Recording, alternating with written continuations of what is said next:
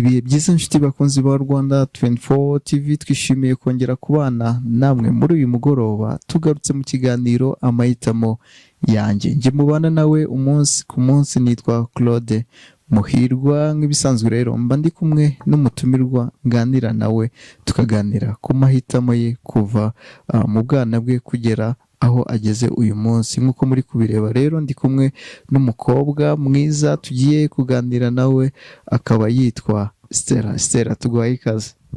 Murakoze. Mumeze mute? Tumeze neza. Umunsi wagenze ute? Umunsi wagenze neza, nubwo hiriwe akabeho kenshi, ariko byagenze neza muri rusange.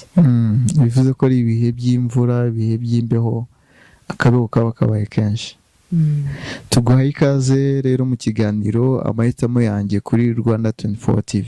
Ndabyishimiye kugera kuri Rwanda 24 TV. Murakoze kudutumira. Okay, mbere yuko noneho twinjira neza mu kiganiro, ubundi iyo umuntu avuze Stella ku muntu utamuzi, Stella ni muntu ki? Stella ku bantu benshi batanzi, okay, hari abambona bwa mbere bakabona ko ndi umuntu witonda, utavuga, ariko biterwa nabwo n'ahantu ndi, n'ibyo urimo, n'ibyo ndimo.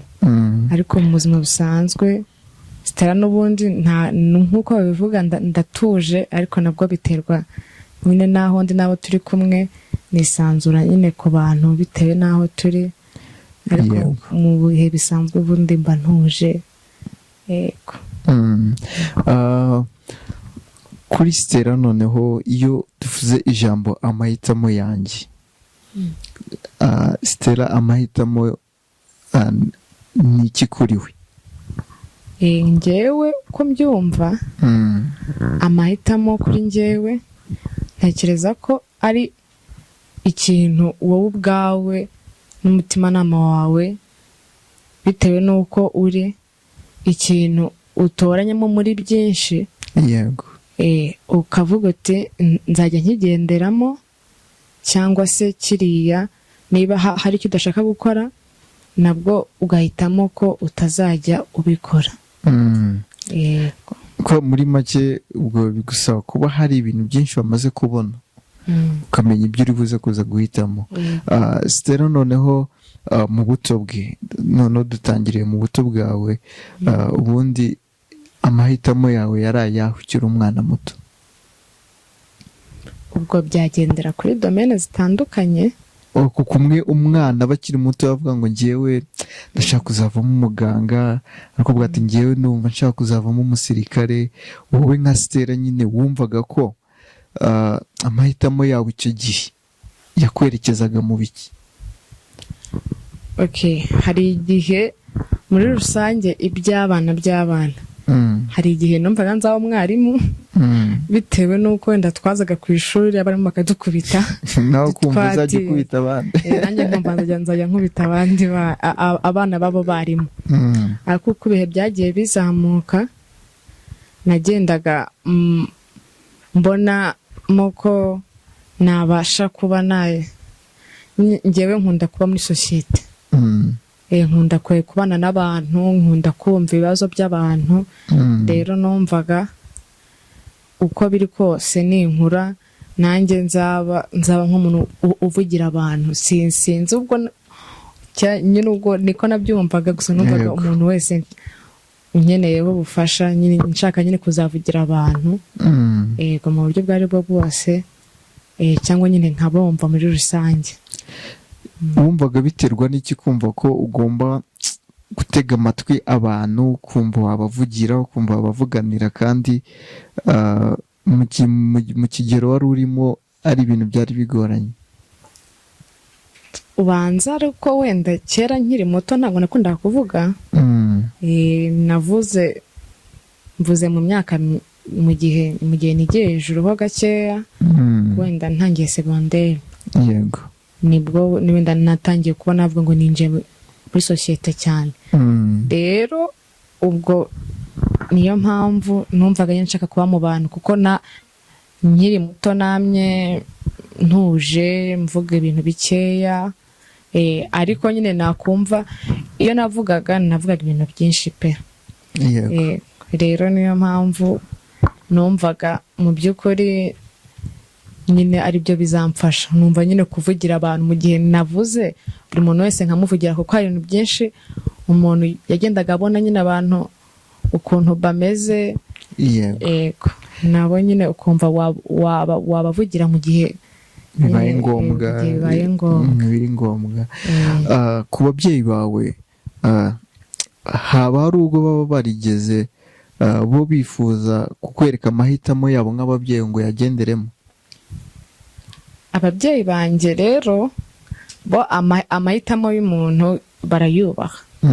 Barayubaha, wenda bashobora kukoriyanta bakakubwira bati ibi ngibi wenda ubisemo bifite izi percentage zo kugeza ku byo wifuza cyangwa se byo kutazikugezaho. Gusa mu mahitamo yose umuntu akora cyangwa twagiye dukora ko bari supportive cyane. Isifi ko ari ibintu nyine bidatandukira like principe nyine cyangwa values nyine zigenga umuntu cyangwa se famille muri rusange. Ubwo turacyari mu buto tugenda tuzamuka, ni iki kintu wibuka mu buto wakoze ukavuga ngo kino kintu ntabwo nzakibagirwa? Njyewe nakoze, urabona iyo umuntu akiri umwana muto byanze bikunze hari utuntu agenda akora akavuga ati kano kantu ntabwo nzakibagirwa pe. ikintu kinje mu mutwe wenda bishobora kuba ari byinshi ntibuka. Yego. Ariko ikintu numva nibuka ntaba narakoze ntazibagirwa ni igihe urumva hari kamambiri za kera zari zigezweho muri icyo gihe. Yego. Twiza nyine tw'abakobwa tw'udukamambiri dufite amabara atandukanye n'uturabyo ku ruhande. Izo kamambiri rero iza mukuru wanjye zo ntazo muri icyo gihe zari zaracitse nyine zarashaje. Barazimugurira, bamugurira nyine izo nkweto z'uturabyo zari zigezwe muri icyo gihe. Mbona abana bose pe bazikunda. Njyewe nari mfite izindi ariko zitari ubwo bwoko. Pe zitari zanasaza nyine zikiri nshyashya. Kumva we bazimuguriye nyuma yanjye. Nako ninjye baziguriye nyuma yiwe. Ubwo ngubwo ndaza nzirebye mbonye uburyo bazimuguriye, ndavuga nti njyewe izi nkweto uko bigaragara ntago zizapfa gucika vuba pe. Kandi nanjye ndashaka ziriya nkweto. Ubwo ndaza mfata urwembe ndazikata. Icyo gihe nyine mama ntiyari ahari. Ndabimubwiye nyine ndaza amwereka urukweto hashizemo nk'iminsi nk'ibiri. Nanjye ndamubwira ati inkweto zanjye nyine nanjye zashaje zacitse, ndashaka ko ungurira izindi nkweto. Uri kumva nyine ababyeyi babasha nyine kubibona. Basha kubona ko urukweto rwacitse kuko rwacitse cyangwa se wazikase. Icyo kintu nicyo utazigera wibagirwa. Nyine ukuntu umuntu aba ashaka nyine ni trike zose z'abana. Tuvuye mu buto none turi kuzamuka tugeze muri segonderi. Abizi iyo abana bajya muri segonderi hari abahitamo inshuti nziza, hari abandi bahitamo inshuti nyine bitewe n'ukuntu wagiye uhuza n'abantu. Wowe ujya muri segonderi bwa mbere, ni iki kintu wagendeye uhitamo inshuti? Wavuze ngo uno muntu ni inshuti yanjye muri segonderi, aramenya utuntu hafi ya twose twanjye tw'ingenzi. Niba hari aho nagiye agomba kuba abizi. Wagendeye ku ki? Njyewe ntabwo ngendera ku bintu byinshi cyane mpitamo inshuti, kuko njye ntabwo nabwo ngira inshuti nyinshi cyane zo kuvuga ngo turagendana. Wenda mba mbafite ahantu hose muri rusange, ariko abantu tugendana n'abantu bake. Rero akenshi ngiye nkunda kugendana n'abantu mbona duhuje nyine. hari igihe byikora ugasanga nabwo duhuje amataye y'uru ugasanga nyine bose ni bato nkanjye ariko abenshi duhura muri classe icya mbere cyo urumva ko nibwo umuntu aba agiye muri segonderi ubwo narebaga uwo twicaranye n'uwo wenda nageze muri doro wenda bwa mbere akanyakira tugahuza urumva ntabwo yanyakira kuko tuba turi bashyashya twese ariko ahantu hose ababansi nuko umuntu nyine uko umuntu mugenda muganira mu by'ukuri iyo umuntu akiza muri segonderi cyane ko aba ari kominote nshyashya ntabwo nahita mvuga ngo urugendo ukahita ubona umuntu wawe nyine urabanza ukamara nk'ukwezi abantu bose muhuza ariko uko igihe kigenda gishira uwo nyine muhuza agenda aboneka kuko usanga muri ba bantu bose nk'icumi muba mwahururanye mwazengurutse hari igihe kigera uwo muntu umwe cyangwa babiri bagasigara bakaza nyine bakakwibuka mu bihe biri particulier ahubwo ati uyu none ukwiriye kuba inshuti yanjye kujya guhitamo section noneho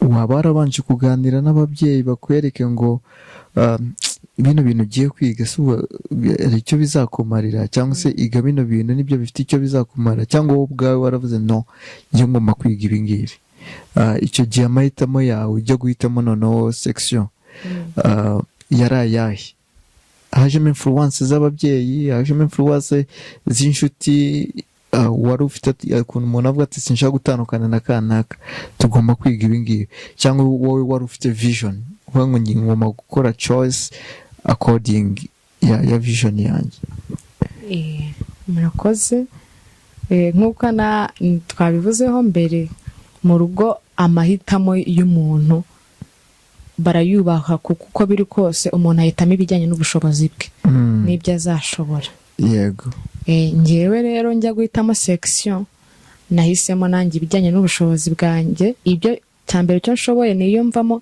kandi mbona ko mu by'ukuri nanabikomeje imbere bitewe na career nakubwiye nyine nifuza yo kuba umuntu wegeranye n'abantu uvuganira abantu muri urwo rwego nyine byose nabonaga n'ubundi bizavamo nyine kandi nkanabishobora mu bigaragara ashobora kuba waratinyaga imibare imibare yo ntabwo nayumvaga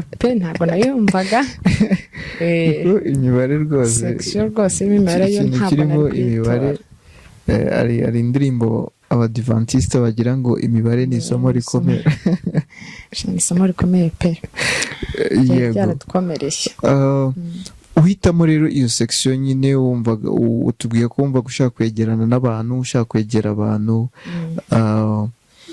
ariko se impamvu nyamukuru yari igihe ituma ujya kwiga ibyo ngibyo nubwo tuvuye ngo ushaka kwegera abantu kuba muri sosiyete irimo abantu ariko byanze bikunze haba hari the reason behind wenda ntabwo ushobora kuba utambajije section nize histoire economy na literature ubwo ni amateka ubukungu n'ubuvanganzo yego niba ntibeshye rero muri ibyo bintu mu by'ukuri wenda umuntu adakomeje muri economy cyane ibyinshi ubundi ni section abantu bakunda kuvuga ngo ni urugambo njyewe numva nk'umuntu utazi imibare utarayumvaga nta kindi kintu cyari kunshobora uretse urugambo uretse gusoma ukabobina yego nibyo bintu nyine nabashaga urumva muri history na economics na literature umuntu nyine n'ubundi akiri muri segonderi umuntu yumva bita aho kurebye haba higanjemo indimi no muri economy wenda harimo bikeya ibyo byose rero n'ubundi njyewe numvaga n'ubundi byose nyine binjyana kucyo nakubwiraga ubundi iyo mvuga kwegerana n'abantu mu by'ukuri mu magambo yoroheje ni nko kuba umulida nyine wo kumva urumva ntabwo abantu bakwisangamo nanone nako si ngombwa ngo babere umuyobozi nyine mu by'ukuri kumva ko hari impact wagize ku bantu mu bikorwa runaka yego ibyo ngibyo rero niyo ntuzanjye nifuzaga gukora, nyine niyo kariyeri yanjye n'ubundi nifuzaga gukora, n'ubundi numva ntiwabikora ubihereye muri PCM kuko nta yego bibaho nubwo badevi ariko numvaga sport nziza ariyo guhera muri iyo ngiyo hell, kuko akenshi nyine dukoresha amagambo kurusha. Yego, ukoresheje terminologies nkunze cyane yitwa to be reader. Mu kanya turaje wenda nyuma y'akaruhuko tugiye kujyamo tuze noneho twibande noneho mu byo urimo uyu munsi, ibyerekeranye n'amategeko. Ukomeje kuri icyo kintu bita to be reader, ubona uri umuntu ukwiriye kuba wahagararira abandi ukabaha umurongo, ukabayobora, abantu bakagukurikira? Rimwe na rimwe hari abantu bashobora kubibona nanjye ubwanjye, ariko nyine n'ibyo mba niyumvamo pe. Ariko hari igihe wenda biterwa na character z'umuntu, bitewe nyine n'icyo yeretse abantu, cyangwa iki nyine bakavuga bati se ko tubona utuje uzavuga iki, ukumva uzavuga abantu bakumve. Ariko ibyo ngibyo ngewe ntekereza ko uko umuntu avuga ntabwo ari byo bidetermina imikorere. Hari n'abantu bashobora nyine, abantu barandeba bakabona meze nk'umuntu sibizi nyine nanjye ukuntu abantu bambona, ariko ngewe ntekereza ko strategy ukoramo ibintu ari byo nyine bituma abantu bakugira uwabo. Yego, kuko wenda tuvuge nko muri community y'abantu batatu, ushobora kuba uri umuntu uvuga makeya, ariko wenda bakaba bakubona nk'umuntu mu by'ukuri muri ibyo bikeya byawe ushobora kuvuga bike by'ingenzi kandi abantu bakeneye, atari ngombwa wa muntu uhora ugira iki. Kandi nanone ikintu ntekereza, umuyobozi ni umuntu ugira ku bantu bose, kandi ngewe rwose nta muntu uri sociable, abantu bose mbisangamo. Wenda nshobora kudasara ngo usange nahereye kwa mbere ngeze hariya, ariko ugerageza kuba common ku bantu bose kandi nkabumva ku rwego rungana. Rero ntekereza ko ibyo ngibyo mu by'ukuri byabasha gushapinga umuntu w'abantu. Ubwo ndahita mbihuza n'ibyo wize hell, mbihuze to be readers, mbihuze noneho n'amategeko, sibyo?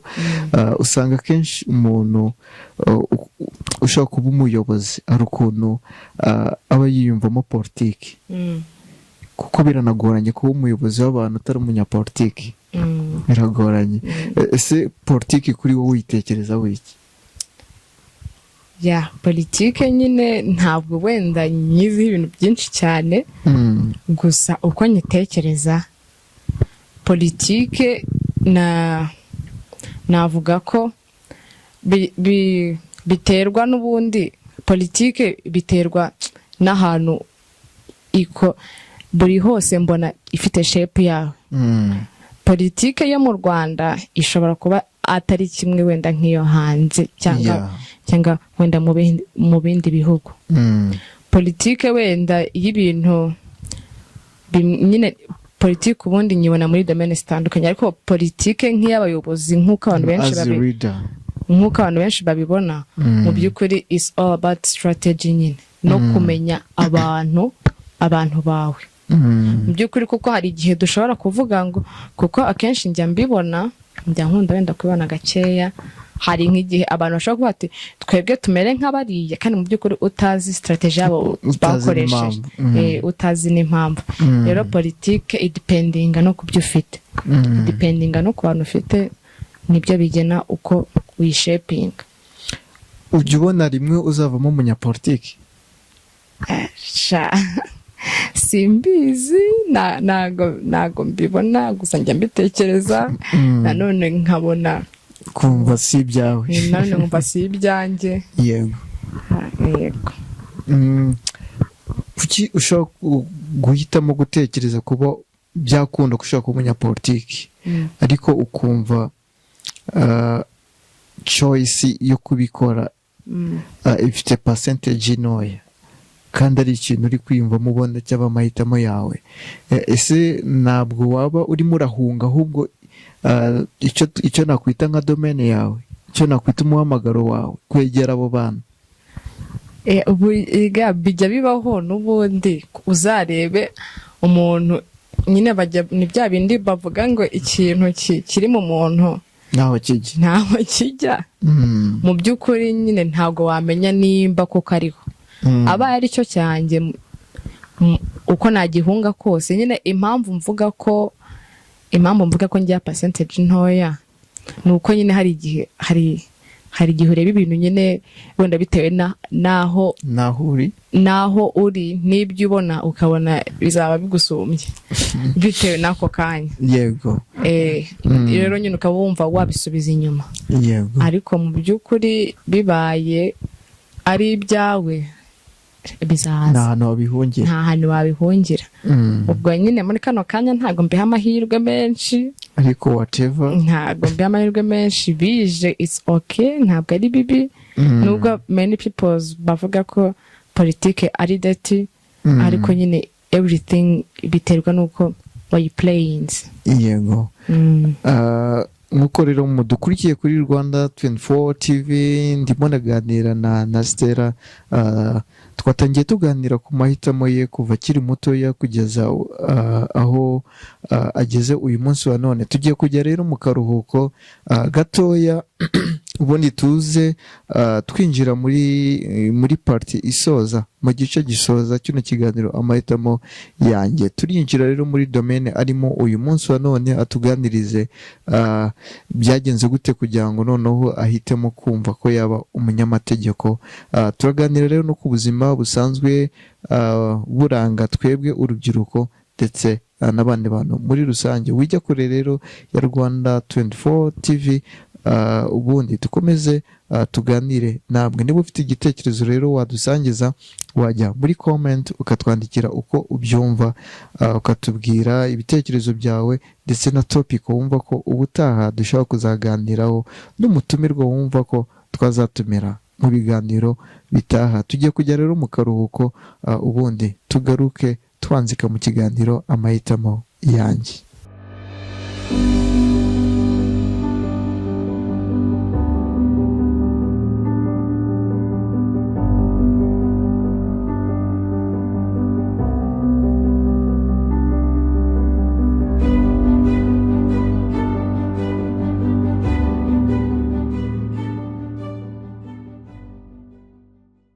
Nyuma y'akaruhuko turagarutse n'ubundi mu kiganiro amahitamo yanjye. Niba aribwo rero ukijya kuri screen zawe, turi mu kiganiro amahitamo yanjye. Nge mubana nawe muri kino kiganiro ni Claude Muhirwa, ndi kumwe n'umutumirwa witwa Stella. Stella, tugiye gukomeza n'ubundi mu kiganiro amahitamo yanjye. Yego. Hari ibyo twari dusorejeho turi kuvuga kuri politiki ifitanye isano imiyoborere, imibanire, ibintu ngibyo. Noneho tugiye kuza tujya muri kariya yawe urimo uyu munsi, ariko tunakomoze no ku buzima busanzwe. Byaje gute noneho kwisanga wumva ugomba kuba umunyamategeko? Okay, nk'uko nyine nabivuze mbere yuko tujya mu karuhuko, nyine nubwo navuze ko nshobora kuba nkunda ibintu bijyanye wenda no kuba kuridinga abantu. Ariko nyine nabikubwiye ko nyine mbiha percentage ntoya. Rero nyine amategeko naje gusanga hanyuma yuko nyine maze kwiga hell, ari cyo kintu nabasha kwiga, kandi nkazakorana mu minsi iri imbere. Wumva noneho kwiga amategeko, kuba umunyamategeko, kubihuza na wishes zawe zo kuba wumva wayobora abantu, waba uri mu bantu ariko ubereka uko bagomba gukoramo ibintu, wumva amategeko ubundi azagufasha iki nk'umuyobozi? Okay, ntekereza ko nanjye mu by'ukuri amategeko azamfasha nk'uko nabivuze ko nifuza ko hari ikintu na contribute muri society, abantu bakangiriraho umumaro.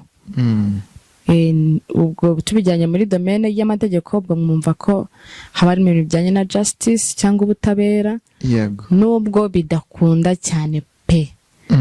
Ndabizi nyine tuba turi ku isi, harimo ibintu byinshi. Yego. Ubutabera n'undi bavuga ko ari ubw'Imana kandi niko biri. Ariko mu uko biri mba numva nanjye na contribute kugira ngo abantu babashe kubona mu butabera nyine bifuza nyine bugereranyije basi. Kuko ntabwo navuga ko ari 100% kuko ntabwo byakunda. Ntabwo byakunda pe, ariko nanjye niyo mpamvu nahisemo kwiga amategeko kugira ngo byibura muri urwo rwego kugira ngo abantu bangirireho umumaro, bashe kuba nabafasha mu bijyanye n'ubutabera no nyine kubakemurira ibibazo byabo, kuba basobanukirwa uruhare rwabo, icyo amategeko abagomba, kuba umuntu atarenganwa. So ni byiza, ariko ubundi mu mategeko cyangwa se abanyamategeko dukunda kumva ko ari abantu nyine baca imanza bagira gute. Ubundi imbogamizi ibamo ni iyihe? Imbogamizi mu mategeko zibamo kenshi. Icyambere cyo wenda tuvuze ubwo kuri carrière wabitangiye, tuvuge wenda uri umwavoka se, uri umushinjacyaha, uri umujudge. Hari igihe akenshi abantu bakwishyira mu burya nibo abantu benshi bakunze kuba bafite abanzi. Kuko hari igihe nk'umucamanza ashobora guca urubanza ugasanga wenda akatiye nk'umuntu nyine nk'imyaka n'ubundi igenwa n'itegeko kuko aba ari mu kazi. Sibyo?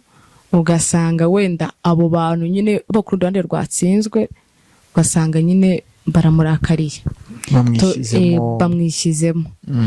Wenda rimwe na rimwe nyine icyaha kinamuhama pe. Ariko noneho ugasanga hari nk'igihe habayemo fault wenda mu bushinjacyaha cyangwa se nyine hari aho byapfiriye. Turabizi ko hari abantu bajya bakatira nyine nk'igifungo, ugasanga bafunzwe nk'imyaka nka 15, tukaza gusanga ngo bararenganaga. Nk'uwo mujaji rwose washyizeho ibyo bintu nyine. Ubundi ikintu cya mbere cyo imbogamizi bahura nazo ni enmity mu bantu. Biragoye nyine, abantu benshi batari muri izo domaine biragoye kumusobanurira ngo iki kintu yagikoze agendeye ku bintu runaka. Nyine bigo byasaba kwicara hasi ukamubwira itegeko bigenze gutya, kandi ibyo abantu ntabwo babyumva. None iyo wisanze noneho ugiye gufasha inshuti yawe, umuvandimwe, umufamiliye, yakoze ikosa runaka kandi akeneye yuko adahanwa n'itegeko, ubundi icyo gihe mubigenza gute? Mu by'ukuri itegeko n'ubundi rirengera buri muntu wese. Ariko noneho hajemo ko ni umufamiliye wawe, ni umugabo wawe, ni umugore, ni umwana, arimo noneho n'izindi factors zishobora gutuma wabugama nk'umucamanza cyangwa se umwavoka. Buriya mu bintu rwose twiga no kuva hasi, umunyamategeko wese ntago agira ahantu abogamira. Nyine kugira ngo utange justice nzima ntago ujya ahantu ubogamira. Akenshi niyo tubona bamwe batsinzwe abandi batsinze, mu by'ukuri si uko bamwe baba banakoze ibyaha cyangwa batanabikoze, ariko itegeko nyine, mu mategeko ibyo tugendera kuri facts na evidence. Yego, tugendera nyine ku bimenyetso. Buriya umuntu ufite ibimenyetso byinshi ashobora kugutsinda. Yego. Atari uko ari mukuri.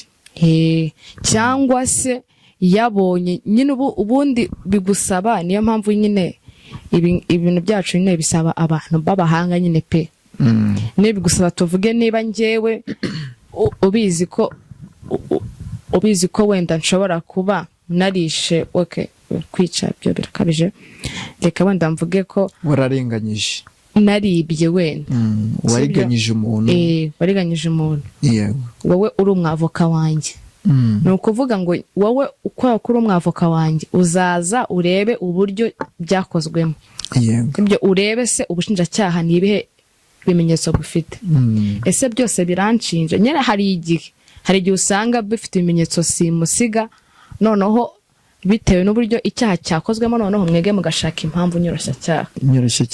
Nimba igihano cyasabwa imyaka 20 bitewe wenda 10 bakayigira 10, ariko ubwo urumva nyine ntabwo bikuraho ko n'undi cyaha kiba cyakozwe, ahubwo wowe nyine bitewe n'ibimenyetso bafite cyangwa no kutaruhije urukiko, no kutaruhije urukiko barakugabanyiriza. Ubundi byose ni strategy nyine biterwa n'uko wabikoze. Hari n'igihe mutsindwa bitewe n'umuntu n'umwavoka mubi, abatsinda bose nyine ubundi ni ibimenyetso bikora pe, ni fact na evidence, ni fact na evidence. Tugiye kujya none mu buzima busanzwe, tubamo turi urubyiruko, haba ngiye, haba wowe, haba n'abandi tugenda duhura nabo umunsi ku munsi. Ubona muri iyi minsi kuba urubyiruko noneho turi gushaka kubaho neza, turi gushaka kurya neza, turi gushaka kwambara neza. Niba ari umusore nkanjye nshaka gutereta umukobwa mwiza, umukobwa ushaka guteretwa n'umusore mwiza, ariko tudashaka gukora. Ubona ibyo bintu biri guterwa n'iki mu rubyiruko? Ubu mbyite kari ikibazo cya Gen Z, sinzi, ariko turi muri Generation Z, abantu urubyiruko rw'iyi minsi turashaka kubona ibintu byiza kandi nyine tutakoresha mu buryo bworoshye. Mu by'ukuri niba navuga ko ari ibihe tugezemo, cyangwa se bitewe n'uko urumva bamwe ako ntabwo ari abantu bose. Ubundi wenda ngendeye ku mateka y'u Rwanda, mu by'ukuri ababyeyi bacu urebye ukuntu babayeho mu bihe wenda bitaboroheye, baciye mu mateka atari meza, uko biri ku babyeyi bamwe na bamwe ngiye nzi, nta muntu n'umwe wifuje ko umwana we azamera nk'uko yabayeho nyine muri icyo gihe. Ni ukuvuga ngo ababyeyi baragerageza buri kintu cyose bakagiprovidinga, abana rero bakumva ko nyine ibintu byose byoroshye. Ariko njye ntekereza ko na tekinoloji ibifitemo uruhare, ikoranabuhanga rwose rifitemo uruhare, kandi nabyo ntabwo twabisubiza inyuma. Yego, ugasanga nyine nimba buri muntu wese hari ikintu abona ko cyamworohereza ari byo akora, cyangwa se ntanabikore uko yakoze, ko hari ahantu ahita ahateze amaboko. Kuba nyine bimeze ko turi mu isi ya tekinoloji, ibyago byongera kuba abantu babanebwe ni byinshi, abashaka kurya batakoze ni benshi. Ariko se umuryango nyarwanda aho uri guhomba iki? Gusa mu gihe kizaza tuza dufite imiryango kuko mizima, tuvuga ngo igihugu turimo turarerera igihugu. Urumva nta muryango udakora pe, kuko igihugu cyacu aho kigeze kuri ubu ni ukubera nyine abantu bitanze, bagakora ijoro n'amanywa kugira ngo bashyire amahoro mu gihugu, kugira ngo tubashe kugira ubukungu bw'aho tugeze hose. Byose byakomotse nyine ku bantu bakoze. Rero ntekereza ko atari ikintu cyiza cyo kuvuga ngo wenda twashima, cyo kuvuga ngo twashima, cyo kuvuga ngo abantu ntibakore. Ariko njyewe ntabwo ngaye tekinoloji ntabwo nyanga, ahubwo it depends n'ukuntu abantu bayikoresha, imikoreshereze yayo. Yego, hari abantu nyine bumva ko kuba nanjye ntabwo nkunda ibintu binkomereye, ariko biterwa nyine n'uburyo bikoresha. None se reka nkubaze, sibyo? Uraba ufite wenda tuvuge, ndatanga nk'uruhe rugero, hari nk'ibintu ushobora kuba wenda tuvuge nk'akamashini wenda nk'imashini imesa, ushobora kuba uzi kumesa nibyo, ukumva. Ariko hari igihe kigeramo nyine ukabona uri muri cya gihe cya stress, kandi n'ubundi ntabwo biri bukureho ko ugomba kwambara imyenda imeshe. Nk'ubwo ujye kwara amajoro umesa kugira ngo ugaragaze ko wakoresheje amaboko, kandi ufite imashini wagenda ugaterekamo ikamesa ukaza utera ipasi. Urumva ngewe ntekereza ko abantu ibintu babikoresha uko bitari, kandi hari umuntu ushaka kwivunira ubusa cyane cyane, kandi nabwo hari ibintu byamufasha. Ahubwo ngewe nyine ntekereza ko tekinoloji ntabwo ari ikibazo cyo kuvuga ngo wenda bari kuremamo abanebwe, kuko n'ubundi niho tugana, niho bizajya. Yego. Niho bizagera, kandi si uko abantu bagiye kuba abanebwe, ahubwo ni uburyo nyine turi kujyamo isi yashaka kutworoherereza, ariko nabwo nyine bizadipendinga n'uko tubikoresha. Bizadipendinga n'uko tubikoresha. Mu mashuri noneho AI ubona itari kugira abanyeshuri abanebwe, ko bada imitekerereze, ko nyine kwiga batavunitse, ikintu cyose arahita gifata, niba ari formule muri AI, niba ari iki AI.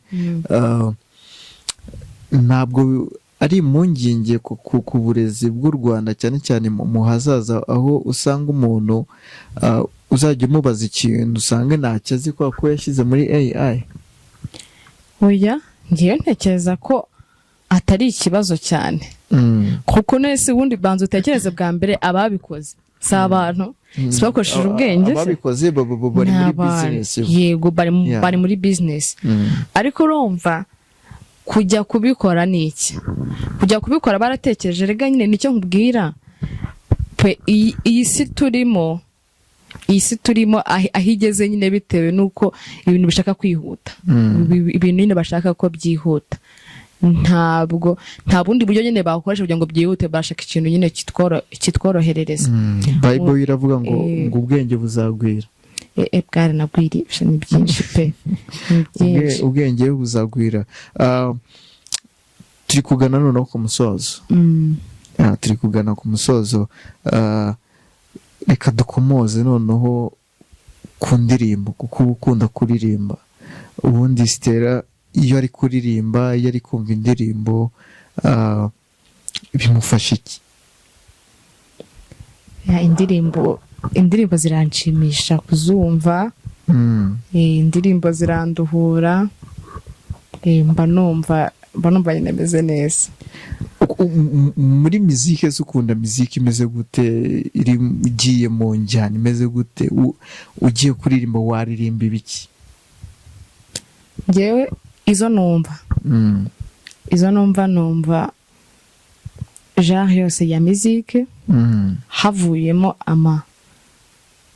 ama trap, hip hop, ntabwo dukunda zo.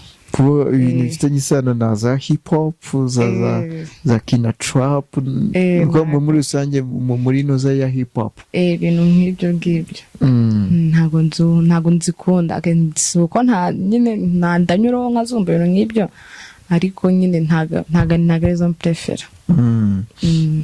Nose ubundi umumaro w'umuziki ni uwuhe? Umumaro w'umuziki, umuziki ngewe ku giti cyanjye umfasha. Mba numva iyo umuntu ari kumva muzike, ngewe reka nivuge, iyo ndi kumva muzike mbasha kugira nyine, nibwo numva mbasha nibwo numva muzike mu gihe gushaka gutekereza neza. Yego, kuko akenshi hari nk'igihe bitewe nyine n'uburyo umuntu aba ari mood aba afite, cyangwa situation arimo, hari igihe ushobora gushyiramo indirimbo wenda zifite amagambo agufasha, cyangwa se ukagendera no kuri instrument uri kumva. N'igihe umuntu yumva aka instrument ka slow music, mu gihe yumva atuje nyine akagendera muri uwo munyenga nyine, akumva nimba yarafite stress, ibintu ari kumva nyine bituje, bituma tuza. Cyangwa se mu gihe wumva ushaka kugira energy, ugashyiramo beat nabwo nyine zikubita ku buryo ujyana nazo. Cyangwa ushaka gukora gym, siporo. ubwo mu gihe wumvishe n'amagambo nabyo bikajyana. ubundi ngemeze kuko nyifata ni amagambo na style bikozemo bigira uko bifasha umuntu.